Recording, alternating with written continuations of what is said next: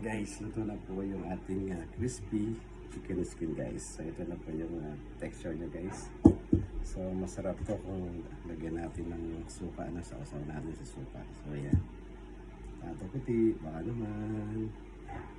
Yan. So lagyan natin ng suka to. Yan. Ito guys. Lagyan natin ng suka to. So sausaw natin.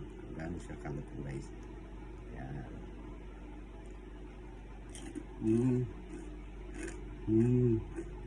Ito guys.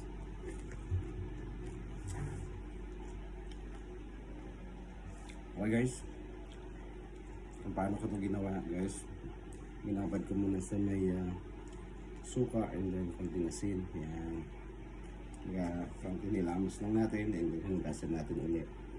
Nilagyan natin ng